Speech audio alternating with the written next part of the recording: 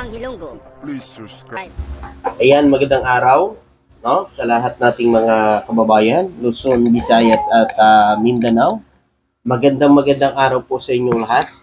So ito po mga kababayan, ang latest vlog natin ngayong araw na ito. Mga kababayan, loyalista, mga kababayan, lumabas na sa gitna ng patuloy na pagbabanta ng Vice Presidente sa ating mahal na Pangulong BBM. Alam niyo naman yan mga loyalista, mga kababayan. Kapag yan, kinanti nyo ang Marcos, lalabas ang mga loyalista. Mga kababayan, tingnan nyo yan. Oh. Muli nagtipon-tipon ang mga loyalista para ipakita ang kanilang suporta sa ating Pangulong BBM. At handa silang lumaban para kay PBBM. Meron kayo yan, mga didiles. Wala pa nga kayo nangalahati dyan, no? Yung people power nyo, mini people power nyo sa EDSA na 8 minions na sinasabi nyo. Yan, dapat ang katakutan nyo kapag loyalista ang lumabas. Kasi yan, marami yan kahit saan panig ng Pilipinas may loyalista. Yan ang dapat katakutan nyo. Pero kayo, sa media lang kayo eh. Media lang kayo nagpi-people power eh. Wala naman talaga sa totoo eh. Tingnan nyo yung people power nyo. Ayan oh. Oh, marami ba yan? Parang mga vlogger nga lang yung nakikita natin dyan eh. Tapos may pa-prayer rally pa kayo, tapos yung mga ugali nyo, ganyan pa. Diba?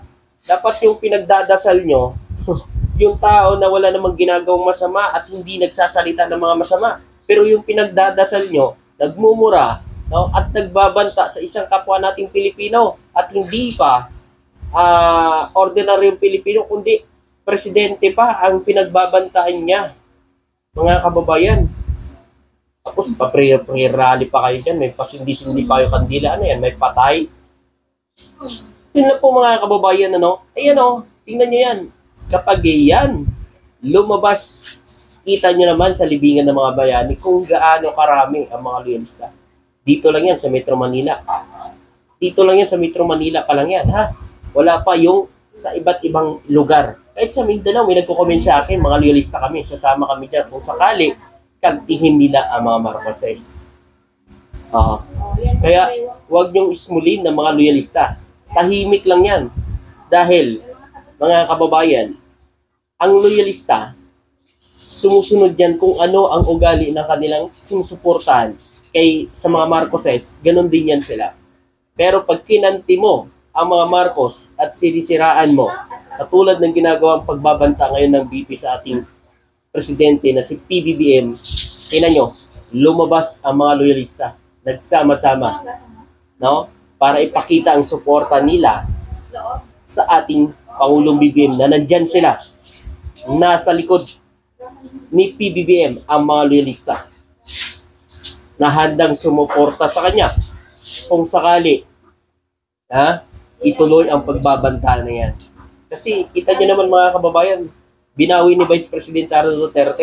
Hindi daw siya nagbabanta kay PBBM o hindi daw siya, wala daw death threat na nangyari doon sa sinabi niya. Pero, mga kababayan, nag-upa na siya ng assassin na kung sakali siya ay mamatay umano, ay meron ng papatay kay BBM, First Lady at kay House Speaker Romualdez. So, ibig sabihin mga kababayan, meron na siya, bago siya pumunta doon, bago siya magsalita, may nakausap na siya na assassin.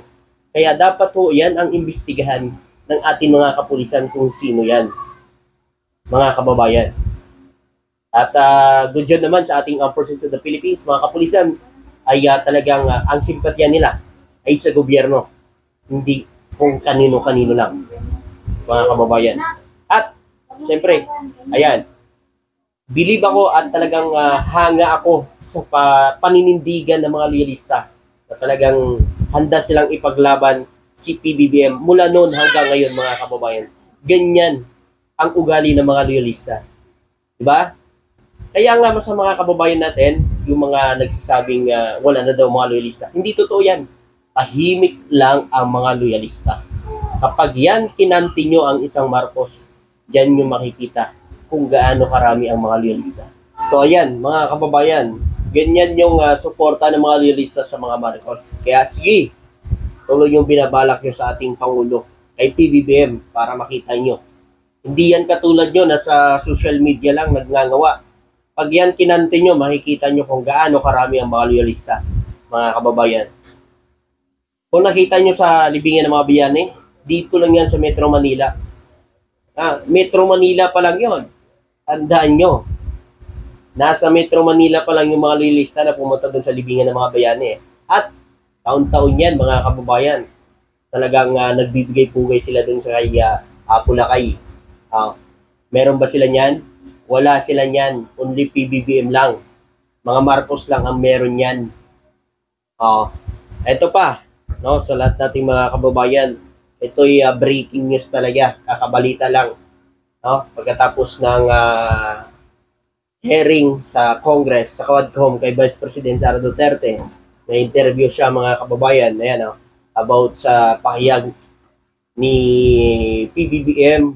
So ayan, tingnan niyo po, tsura ng Vice President natin, palang stress na mga kababayan. No?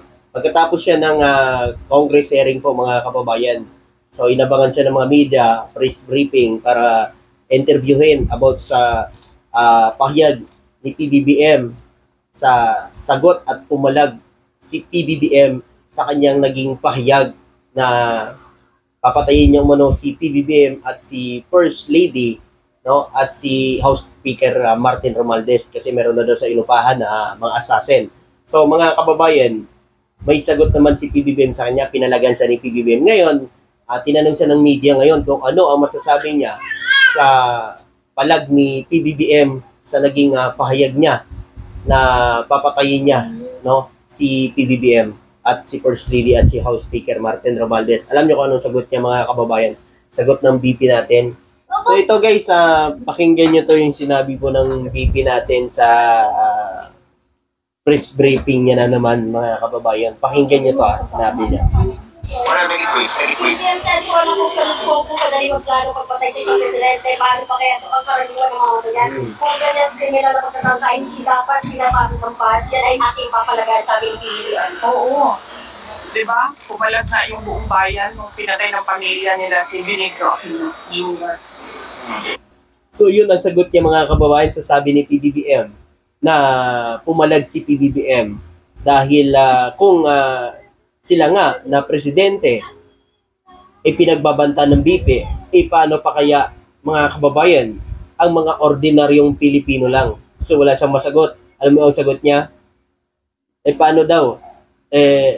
Pinagpapatay, pumalag nga daw ang taong bayan dahil pinapatay daw ng pamilya Marcos si Benigno Aquino mga kababayan. Tandaan natin, may dalawang presidente na nagdaan. Pero, yung dalawa na yan, sino ba sa kanila ang sa dalawa na yan mga kababayan, ni isa sa kanila, wala man lang napatunay, wala man lang silang nakitang ebidensya na nagpapatunay na ang mga Marcos ang nagpapatay sa kanilang pamilya na si Benigno Aquino. Si Vice President Sara pa kaya, mga kababayan? Dapat, kung may katunayan ka dyan sa sinasabi, ilabas mo, Vice President Sara Duterte. Para ka na rin no? Para lang may maiba to sa ating Pangulo. Kasi mga kababayan, siguro napanood yan na rin salita ni PBBM, talagang tatamaan siya doon. Mga kababayan, kahit yung mga details dyan, tatamaan sa sinabi ni PBBM. Mga kababayan. Pero, ano pa rin si PBBM? Tingnan nyo naman yung pananalita ni PBBM, di ba? Mga kababayan. Diba? Ang gusto lang ni PBBM, sagutin niya kung ano man ang alegasyon sa kanila para matapos na. Ipaliwanag niya para matapos na. Totoo naman Mga kababayan, pag nakontep ang tao niya, inaabuso daw. Mga kababayan, bakit hindi na lang siya naabuso daw ng Congress? Kasi nga mga kababayan, ang simpleng tanong lang ng mga Quadcom na maipaliwanag, katulad na lang po ng Merguez Piatos, Tempura, Oshie na yan, ng mga pangalan na yan, mga kababayan, yun ho, dapat ay mapaliwanag ng maayos ng BP at maintindihan ho ng taong bayan. Kasi yun naman po talaga ang punot dulo dyan Yung confidential fund na yan para maintindihan ng taong bayan. Kasi mga kababayan, kay PBBM kasi mga kababayan, may batas na sa panahon ni PBBM ngayon. Pinapairal niya yung batas. Kahit sino ka man pa nagkamali ka sa batas, kailangan panagutan mo. Sagutin mo ang mga katanungan ng taong bayan kung saan napunta itong confidential fund na to. Yun lang naman Ito, ayan, sa'yo makikita niyo dyan. Diba nung dinala po sa hospital si Lopez, mga kababayan, di ba nga, isasarado na ng pulis yung ambulance, di ba? Biglang humarang si Vice President Sara Duterte. Ayan sinisi ng mga didilis. Pulis ka pa naman, anong ginawa mo kay VP Sara Duterte? Ano ba ginawa dyan? Ano ba ginawa ng pulis? Nakikita naman natin, tingnan niyo ang pulis mga kababayan. Ayan, hindi niya nakita na nasa likod na biglang sumulpot si Vice President sa likod niya Tapos hinawakan niya na yung para masarado niya na yung ambulance mga kababayan. Biglang humarang si Vice President, mga kababayan. Biglang humarang. Sabi ng mga didiles, ano ginagawa mo kay Vice President Sara Duterte? Ayan pulis ka pa naman. Sabi niya. Bakit mga kababayan? Nakita niyo ba kung anong ginawa ng pulis? Sinaktan ba si Vice President doon? Wala naman sabi nga ni General Torre, sabi niya, kung hindi pumunta yung Vice President Sara Duterte doon, hindi sana nagkaroon ng ganong kaguluhan. Na hinarang-harangan pa nila yung pagdadala ng mga pulis doon sa diyan na nga mga kapulisan, mga kababayan. May media pang kasama. Di ba? So yun lang mga kababayan, tapos papalabas nila. Si General Torre na naman ang mali. Ang talino talaga ng mga didilis ng mga kababayan. Parang halos na lang talagang ni BBM sa gobyerno, parang mali sa mata ng mga didilis. Diba? So yun po, magandang araw at maraming salamat po sa inyo. Thank you.